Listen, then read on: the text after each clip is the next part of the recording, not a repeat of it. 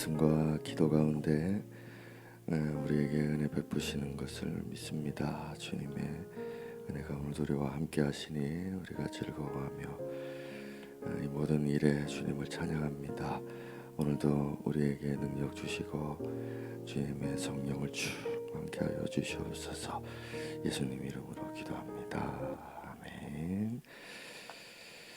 되고자 하는 자들은 주님께서 성령을 받으라 말씀하셨습니다. 오늘도 성령의 권능이 충만해야만 우리는 어떤 것이든지 할 수 있습니다. 오늘도 인간의 능력으로는 할 수 없는 하나님 나라의 일들을 오늘도 우리가 감당할 수 있게 하소서. 오늘도 영적인 사람, 경건한 사람, 영성 있는 사람 될 수 있도록 말씀과 기도를 통하여 성령의 충만을 받게 하여 주시옵소서.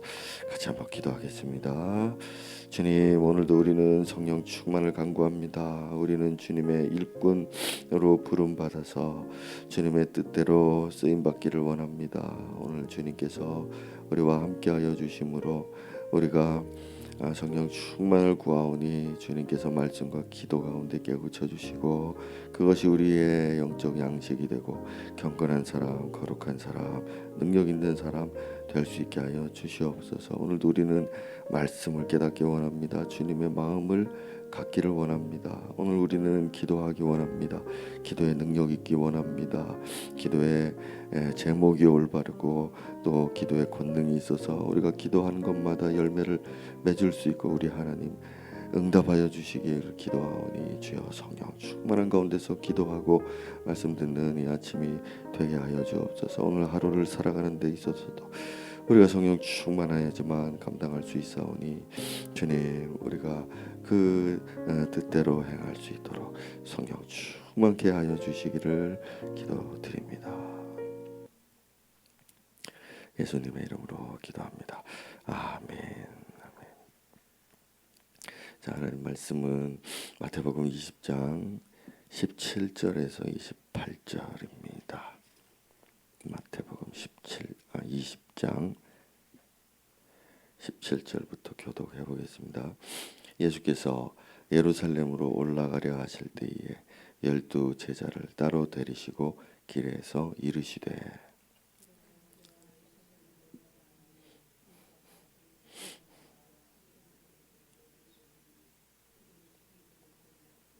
이방인들에게 넘겨주어 그를 조롱하며 채찍질하며 십자가에 못 박게 할 것이나 제3일에 살아나리라.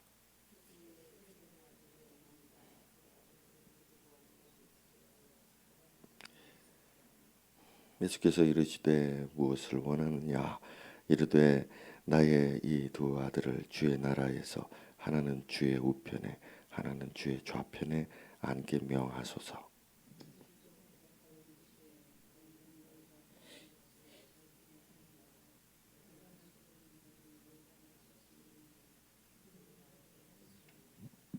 이르시되 너희가 과연 내 잔을 마시려니와 내 좌우편에 앉는 것은 내가 주는 것이 아니라 내 아버지께서 누구를 위하여 예비하셨든지 그들이 얻을 것이니라.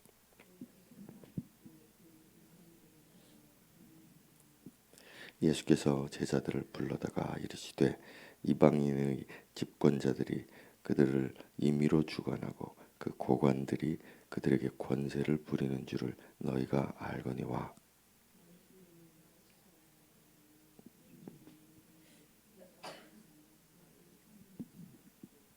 너희 중에 누구든지 으뜸이 되고자 하는 자는 너희 종이 되어야 하리라.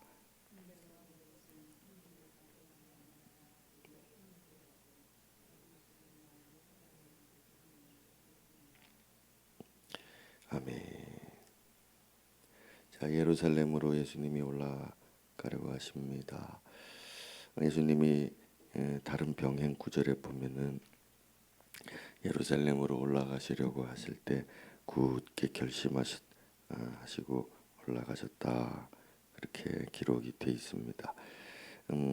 예수님은 이 예루살렘이 어떤 곳인지를 알고 계셨죠. 예루살렘은 선지자들을 핍박하는 곳입니다. 예루살렘은 우리가 성지다 그렇게 말하는데 영적으로 봤을 때는 그곳은 사탄이 있는 곳이다. 예수님이 그렇게 말씀하셨습니다. 예수께서는 예루살렘 선지자들이 예루살렘 밖에서는 죽는 일이 없다. 그렇게 말씀을 하셨죠. 그래서 예수께서는 이제 핍박을 각오하고 올라가십니다. 오늘 19절까지 보시면은 예수님이 이제 고난에 대해서 부활에 대해서 이제 세 번째 말씀하시는 걸로 되어 있습니다. 이 세 번째 고난에 대한 고지를 하고 계시는 거죠. 무엇보다도 이제 십자가 극형으로 이제 기준이 되는 이 십자가를 언급하시는 것이 이제 처음 등장하게 되거든요. 그래서 예수님은 이제 점점 예루살렘으로 가까이 갈수록 십자가가 보이게 되는 거죠. 우리가 십자가를 예루살렘으로 갈 때 십자가가 보인다. 점점 더 선명하게 보인다. 그 의미를 오늘 우리 아침에 한번 생각을 해봅시다. 고난으로 가까이 갈수록 그것을 각오하면 할수록 그 끝이 보이는 것이죠. 그 끝은 우리가 마지막으로 들어가야 될 문이고 그 문을 열고 들어가야만 영광으로 나아갈 수가 있습니다. 고난과 부활. 나는 고난을 받고 또 부활할 것이다. 고난이 없다면 부활도 없죠. 우리가 요한계시록 강해를 수련회 때 나눠졌는데 부활에 참여하고 싶은가? 그렇다면 이 십자가는 우리의 상상이나 망상이 아니고 우리의 상상, 인간적인 상상이 아니라 우리가 실제로 통과해야 할 고난의 상징인 것이죠. 그래서 우리가 신앙생활을 하면 할수록 이 고난에 대해서 특별히 예수의 제자들이라면 고난에 대해서 더 선명하게 이렇게 보이게 되는 것입니다. 예수님이 12제자를 따로 데리셨다라고 되어 있죠. 그래서 이 12제자들은 한 명을 제외하고는 자기의 길을 제대로 잘 가고, 물론 가룟 유다도 자기 길로 갔지만은 그 자기의 길이 예수님의 뒤를 따르는 길이었죠. 그래서 그 길로 이들이 이제 행하게 됩니다. 그런데 이제 예수님께서 고난을 자꾸 이렇게 말씀을 하시는데 제자들은 여전히 그 의미를 깨닫지를 못한다는 얘기는 기꺼이 받아들이지 못하기 때문이죠. 우리는 싫은 것은 받아들이지를 못하거든요. 말로는 하겠다라고 할 수 있잖아요. 그렇지만 그리고 우리 각오도 예수님 앞에서 베드로가 그랬던 것처럼 주여, 제가 다른 사람들은 다 주를 부인하더라도 저는 결코 그렇게 하지 않겠습니다. 이제 우리의 인격이, 우리의 각오, 우리의 생각, 의지가 그러다 할지라도 실제의 우리의 삶에 있어서 속으로는 영광을 바라고 있지 않습니까? 그러니까 현실적으로 십자가가 눈앞에 나올 때는 그것을 행할 수가 없게 되는 것입니다. 그래서 우리는 우리 마음속에 진짜 무엇이 고상하고 무엇이 아름답고 무엇이 영광스러운지에 대해서 깊은 체험이 있어야 됩니다. 그래서 그것이 우리 안에 이렇게 새겨질 때 그래야만 이 고난의 길로 갈 수가 있는 것이죠. 그리고 무엇보다도 이생과 내생의 차이와 그 관계를 우리가 알고 믿어야 됩니다. 무슨 말입니까? 주님의 왕좌는 내세에 있는 것이죠. 이 내세 곧 주님의 재림의 때고 세상 나라가 멸망하고 없어질 때 그때입니다. 내세 거기에 영광이 있지. 우리 현실에는 고난이 있고 십자가가 세워져 있다 하는 그것을 우리는 분명하게 이 관계를 이해를 해야 됩니다. 세상을 우리가 사는 동안에 이 한 목숨 아담의 목숨으로 사는 동안에는 영광을 구하고자 할 때에 영광을 붙잡고 그것을 나의 것으로 삼고자 할 때에 십자가는 우리에게는 극형의 무거운 짐만 될 뿐입니다. 그래서 인생 사는 동안에는 주님의 길로 갈 뿐더러 게다가 그 길은 고난, 아픔, 고생, 힘든 것이구나 이런 각오를 하면서 주님을 따라야 하겠죠.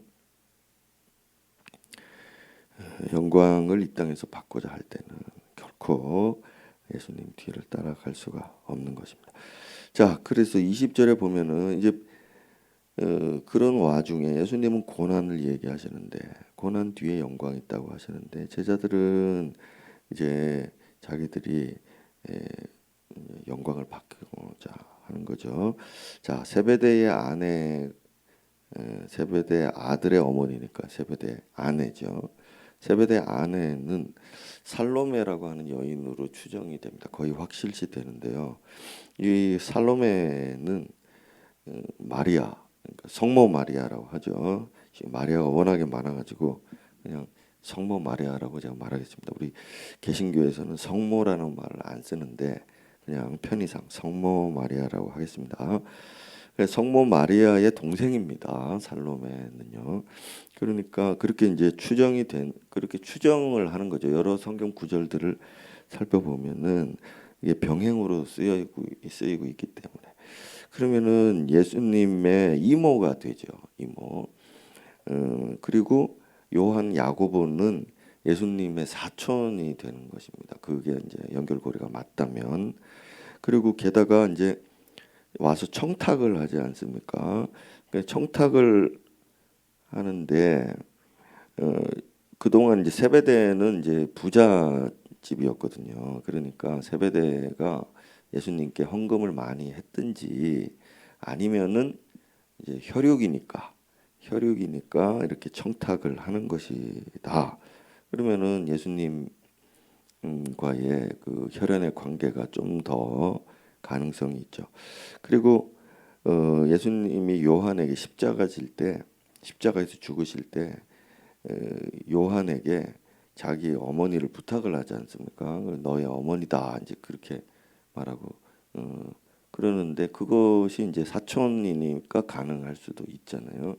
그래서 이런저런 모습들을 바라볼 때는 예수님과 이제 혈육의 관계일 가능성도 매우 높은 거죠. 자, 그러면은 이 청탁을 하니까 이제 다른 제자들이 화가 많이 났거든요. 그래 이런 것을 이제 우리가 보면은 이제 그렇게 생각하는 거죠. 예수님과 가까우니까 예수님이 좋게 생각하고 예수님이 가까이 하는 그런 혈육에 그럼 자기들끼리 그냥 다 해먹는구나 이런 생각 들 수가 있겠죠. 그래서 어제도 포도원 품꾼 비유를 우리가 아침에 묵상해 봤지만은 이게 예수님께 대한 불만이 되는 겁니다. 다른 제자들에 대해서 불만을 막 토하는 것은 결국에는 예수님 원망하게 되는 것이죠. 그래서 이 지금 상황이 이 예수님이 고난을 말하는데 고난을 이제 짊어지고 싶지 않은 사람들이 모여 있을 때, 그럴 때 이 지금 분위기가 말이죠. 이렇게 엉망이 되는 것입니다. 24절에 보면 분히 여기거늘 두 형제에 대해서 분히 여긴다. 분히 여겼다는 얘기 이 단어는요. 극도의 분노 상태입니다. 흥분 상태. 그래서 우리가 싸움할 때 보면은 남자들 요즘엔 잘 안 하지만은 싸움할 때 보면 막 이렇게 달려들면 막 말리고 막 이러는 상황 있잖아요. 그럴 때를 심히 붕괴했다, 분이 여겼다는 이 단어가 그때의 단어입니다. 그러니까 지금 분위기가 매우 험악하게 된 것입니다. 자, 예수님은 지금 어떤 상황일까요? 예수님은 어떤 표정으로 지금 거기 그 자리에 계실까요? 그래서 두 형제에 대해서 분이 여겼다라고 하는 걸 볼 때 예수님은 제자들로부터 이미 배신을 각오하셨겠죠.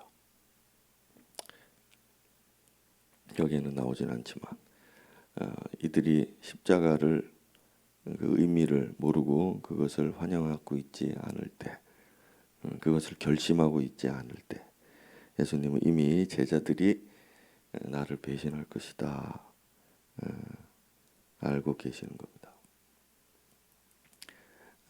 더 이상 무슨 말을 하겠습니까? 자, 그러면은 23절에 이제 22절, 23절에 올라가시면은 예수님이 마시려는 술잔에 대해서 이야기를 하시죠. 이제 예수님이 그들에게 잔을 내가 마시고 또 내 잔을 너희들에게 나눠준다. 자, 이렇게 22, 23절이 돼 있죠. 그러니까 내가 마시는 잔은, 예수님이 마시는 잔은 혼자서 마시는 잔이 아니고 그 제자들과 함께 하는 잔입니다. 그래서 우리가 이제 성찬할 때 예수님이 마시는 잔을 함께 돌려서 먹잖아요. 성찬의 의미는 여러 가지가 뭐 있겠지만은 오늘 이 자리에서 또 우리가 생각할 수 있는 것은 예수님이 주시는 잔은 우리가 함께 마시는 잔이고, 그 잔은 무슨 잔입니까? 예수님만 지는 잔이 아니고 함께 나누어 먹는 잔, 함께 받는 고난을 얘기하는 거죠. 그래서 우리 믿는 자들이 고난이 없이 구원을 받겠다, 천국 가겠다, 이런 생각 자체는 예수님의 가르침과는 동떨어져 있는 인간의 상상에 불과한 것입니다. 그래서 고난은 각오돼야 됩니다. 오늘 아침에 기도하는 우리 성도들에게 또 이야기합니다. 우리 고난은 우리가 반드시 겪어야 될 뿐더러 또 통과해야만 영광을 얻습니다. 그것은 상급뿐만 아니라 우리가 받는 구원, 천국도 마찬가지의 원리 안에서 이루어집니다. 자,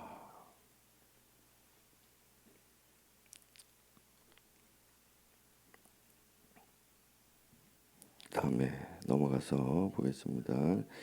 집권자들 25절에 보면 집권자와 고관들이 나오죠. 그리고 집권자와 고관들은 세상 영광의 상징이죠.